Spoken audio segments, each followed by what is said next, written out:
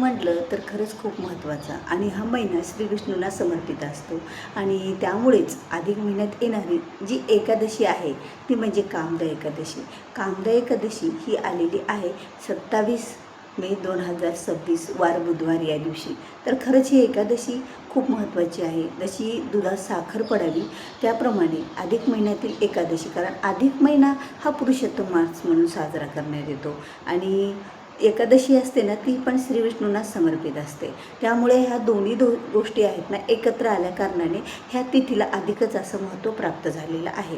आणि कामदा एकादशी म्हणजे कामना पूर्ण करणारी एकादशी. या दिवशी आपण जे काही सेवेद्वारे, भक्तीद्वारे, श्रद्धेने, मंत्रस्तोत्र पठणाने जे काही आपण श्री विष्णूंना, माता लक्ष्मीला मागून त्यांचा वर प्राप्त होऊन आपल्याला त्या गोष्टी निश्चितच मिळत असतात. म्हणजे इच्छा पूर्ण करणारीच एकादशी अशी म्हटलं जातं. तर या एकादशीला आपण आपल्या घरामध्ये एक छोटीशी सेवा करायची आहे, ती म्हणजे श्री विष्णूंची, म्हणजे कमी वेळेतली सेवा. कारण प्रत्येकाला धावपळीच्या युगामध्ये एवढा वेळ मिळणं कठीणच आहे की जास्त वेळ आपण देवासमोर बसावं आणि मग ते देव आपल्याला प्रसन्न व्हावं असं काही नसतं. कारण आपण जर कमी वेळ जरी देवाजवळ सेवा आणि उपासनाही केली जाते. कारण हा जो महिना आहे तो पुरुषोत्तम मास म्हणून सुद्धा ओळखला जातो आणि या महिन्याला मलमाससुद्धा म्हटलं जातं. आणि आपण तर सर्वजण या महिन्याला धोंड्याचा महिना तर म्हणतच असतो. कारण या महिन्यामध्ये जो धोंड्याचा नैवेद्य केला जातो आणि तो गाईला, देवांना तीर्थस्नानावर अर्पण केला जातो, याचं खूप असं महत्त्व आहे. तर अधिकचा महिना हा जो श्री विष्णूंना समर्पित आहे आणि त्याचप्रमाणे जी एकादशी असते ती एकादशीसुद्धा श्री विष्णूंना समर्पित असते. मग या दोन्हीचा, जसा अधिकच्या महिन्यात येणारी कामदा एकादशी, कामदा एकादशी म्हणजेच आपली कामना, इच्छा पूर्ण करणारी एकादशी. आणि जशी दुधामध्ये साखर पडावी त्याप्रमाणे अधिकच्या महिन्यात येणारी जी कामदा एकादशी आहे ती आपल्या सर्व इच्छा, मनोकामना पूर्ण करणारी अशी एकादशी आहे. तर या एकादशीला आपण एक श्री विष्णूंचं 5 मिनिटाचं हे वाचन करणार आहोत. म्हणजे श्री विष्णूंची ही 5 मिनिटाची सेवा आपल्या सर्व समस्यांचं निवारण करू शकते. तर एकादशीच्या दिवशी जी सेवा केली जाते ती सेवा श्री विष्णूपर्यंत पोहोचत असते. मग ती सेवा भलेही तुम्ही 5 मिनिटं का करणार, आपण खूप वेळ असं या धावपळीच्या युगामध्ये आपल्याला जास्त वेळ देवाजवळ बसणंसुद्धा कठीणच झालेलं आहे. पण कारण प्रत्येक गोष्टीला तेवढा वेळ आपल्याकडे नाही आहे. मग कमी वेळेमध्ये जर आपण काही सेवा केल्या, काही भक्ती आणि काही श्रद्धेनं जर काही गोष्टी केल्या तर याचंसुद्धा पुण्य आपल्याला प्राप्त होत असतं. कारण हे कलियुग आहे. कलियुगामध्ये जे श्रद्धेनं आणि कमी वेळात जरी केलेलं असेल तरी त्याचं पुण्य प्राप्त होतं. हेच तर कलियुगाचं वैशिष्ट्य आहे. तर या महिन्यामध्ये जी एकादशी येते ती एकादशी इच्छा, आकांक्षा, मनोकामना पूर्ण करणारी असते. तर आपल्याला काय करायचं आहे मंडळींनो, या एकादशीच्या दिवशी शक्य होईल तेवढं आपल्याला हे एक वाचन करायचं आहे. ते वाचन तुम्ही सकाळपासून संध्याकाळच्या 12 वाजेपर्यंत कधीही करू शकता. कारण रात्रीच्या 12ला सुद्धा जागरण करून एकादशीचं जागरण विशेष मानलं जातं. आणि एकादशीच्या जागरणात रात्रीच्या 12ला आणि त्यात अधिकचा महिना ह्या दोन्हीचा संयोग, तर ही कामदा एकादशीला विशेष असं महत्त्व प्राप्त झालेलं आहे. ही तिथी म्हणजे खरंच खूप मोठा संयोग जुळून आलेला आहे आणि खूप मोठा असा हा दिवस आहे. या दिवसावर जर आपण काही श्रद्धेने श्री विष्णूंची सेवा, भक्ती केली तर याचं अधिक फळ प्राप्त होत असतं. आणि कामदा एकादशी तर आपल्या मनोकामना पूर्ण करणारी एकादशी आहे. तर या एकादशीच्या दिवशी सकाळपासून संध्याकाळपर्यंत, म्हणजे सकाळपासून ते रात्रीच्या 12 वाजेपर्यंत, कारण रात्रीच्या 12ला एकादशीचं जागरणसुद्धा खूप महत्त्वाचं मानलं जातं. तर त्यावेळेमध्ये आपल्याला ही एक छोटीशी सेवा करायची आहे. अगदी 5 मिनिटाची सेवा आहे. सहज कुणीही करू शकेल अशी सेवा आहे.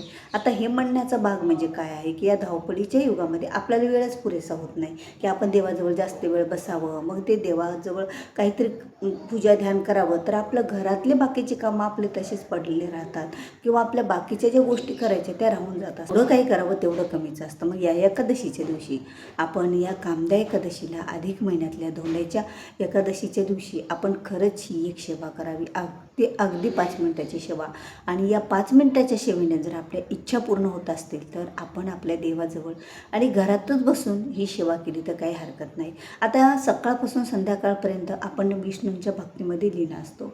चालत फिरत श्री विष्णूंची सेवा केली किंवा श्री विष्णूंना आपण जे काही धोंडे असतात ना ते जर दिले. आता या दिवशी अन्नदान हे केलं जात नाही, तर अन्नदान केलं जातं पण ते प्रसाद स्वरूपात. ज्या वस्तू उपवासाला चालतात त्याच वस्तूचे धोंडेदान केले जातात. मग त्यामध्ये तुम्ही बतासाचे धोंडे देऊ शकता. तिळाचे धोंडे एकादशीला चालत नाहीत म्हणून ही चूक करायची नाही आहे, तिळाचे धोंडे द्यायचे नाही आहेत. तर बतासाचे धोंडे आपल्याला श्री विष्णूंना अर्पण करायचे आहेत आणि त्यावर एक दीप अर्पण करा, कारण एकादशीला दीपदान करणे खूप महत्त्वाचं मानलं जातं. आता या सर्व गोष्टी आपण दिवसभरामध्ये तर करणारच आहोत, पण रात्रीच्या वेळेला 12 वाजता आपण ही सेवा करायची आहे. छोटीशी म्हणजे दिवसभरात कधीही करू शकता. जर दिवसभरात वेळ नाही मिळाला किंवा 12ला, जसं की फूल नाही फुलाची पाकळी आणि ज्या वेळेला फुलं जर मिळत असेल तर आपण फूल घ्यायला काही हरकतच नाही. मग आपल्याला रात्री 12 वाजता श्री विष्णूंची ही सेवा करायची आहे. ती सेवा म्हणजे आता तुम्हाला एक विशेष गोष्ट म्हणजे श्री विष्णूंची सेवा बऱ्याच प्रमाणात आहेत, पण श्री विष्णूंचा आवडता एक मंत्र आहे बघा. तो मंत्र म्हणजे ओम नमो भगवते वासुदेवाय. ओम नमो भगवते वासुदेव हा मंत्र तुम्हाला 5 मिनटं अगदी डोळे मिटून ओम नमो भगवते वासुदेवाय पूर्ण डोळे मिटून श्री विष्णूंची मूर्ती आपल्या डोळ्यासमोर आली पाहिजे. आणि त्यावेळेला केलेली जी काही सेवा तुमची असेल ती श्री विष्णूपर्यंत पोहोचते, कारण जागरण आणि त्याचबरोबर ती सेवा श्री विष्णूपर्यंत पोहोचते आणि आपल्या इच्छा मनोकामना पूर्ण होतात. डोळे मिटून ती सेवा करा आणि श्री विष्णूंना शरण जा की माझी जी राहिलेली सेवा आहे, माझी जी राहिलेली इच्छा आहे ती तुम्ही खरंच पूर्ण करून द्या. आणि बघा आपल्याला साक्षात्कार झाल्याशिवाय राहणार नाही, म्हणजे आपली ती इच्छा पूर्ण झाल्याशिवाय राहणार नाही. कारण हा धोंड्याच्या महिन्यामध्ये जी थोडीशी तरी सेवा केली ना त्याचं फळ हे आपल्याला खूप हजारो पटीने मिळत असतं. आणि त्यात एकादशी म्हटलं तर बघायचंच काम नाही, आपल्या जीवनाचं सार्थकच होतं, आपल्या आयुष्याचं सोनंसुद्धा होत असतं. कारण काही तिथी एवढ्या महत्त्वाच्या असतात ना की त्या तिथीवर जर काही आपण थोडंसं पुण्यकर्म केले तर त्या कर्माचं फळ आपल्याला जास्त प्रमाणामध्ये मिळत असतं. म्हणून तर रात्री आपल्याला ही एक सेवा करायची आहे. ओम नमो भगवते वासुदेवाय. ज्यांना वाचता येत नाही ते पण ही सेवा करू शकतात. असं काही नाही की तुम्हाला कुठलं हातामध्ये पुस्तक घ्यायचं किंवा ते वाचन करायचं, कारण सर्वात जास्त श्री विष्णूंचा आवडता मंत्र आहे. तुम्ही दिवसभरातून सुद्धा चालत फिरत ओम नमो भगवते वासुदेवाय म्हटलं ना खरंच ते सुद्धा खूप फलदायी मानलं जातं आणि त्याचं पुण्यसुद्धा अगणित असं मिळत असतं. तर खरंच आपल्याला ही जी सेवा आहे ती श्री विष्णूंची सेवा रात्री करायची आहे. माता लक्ष्मीला नमस्कार करा, एक तुपाचा दिवा चालू राहू द्या 5 मिनटापुरता, का होईना एखादी फुलवात लावून ठेवा, कारण दीपदानाला विशेष महत्त्व आहे ना, त्यामुळे त्याला हळदी कुंकू लावून दिवा चालू ठेवा, अगरबत्ती धूप चालू ठेवा, एखादी तुम्ही आसन म्हणजे एखादी चटई टाका देवासमोर आणि त्यावर बसून सेवा करा. अगदी सोपी सेवा, पण तुमच्या सर्व इच्छा मनोकामना या सेवेने निश्चितच पूर्ण होतील. अशी 5च मिनिटाची सेवा, पण आपल्या आयुष्याचं कल्याण होईल आणि सर्व इच्छा मनोकामना पूर्ण होतील. तर व्हिडिओ आवडला असेल तर व्हिडिओला लाईक करा, शेअर करा. चॅनलवर नवीन असाल तर खरंच चॅनलला सबस्क्राईब करायला विसरू नका, कारण जेव्हा किंवा मी असे नवीन आणि महत्त्वाचे माहितीपूर्ण व्हिडिओ माझ्या चॅनलवर अपलोड करेल त्यावेळेला त्याचं नोटिफिकेशनही तुम्हाला तुमच्या मोबाईलद्वारे अगोदर मिळेल आणि तुम्ही माझा एकही व्हिडिओ मिस करणार नाही. तर चला भेटूया असाच एक पुन्हा माहितीपूर्ण आणि नवीन व्हिडिओ घेऊन. तोपर्यंत सर्वांना श्री स्वामी समर्थ.